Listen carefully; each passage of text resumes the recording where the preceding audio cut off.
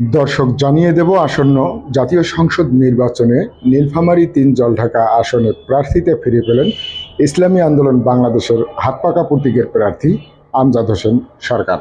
হাতপাকা প্রতীকে যিনি এখানে নির্বাচন করবেন তার প্রার্থিতা স্থগিত করা হয়েছিল, আজকে সেই প্রার্থিতা পুনর্বহাল করা হয়েছে।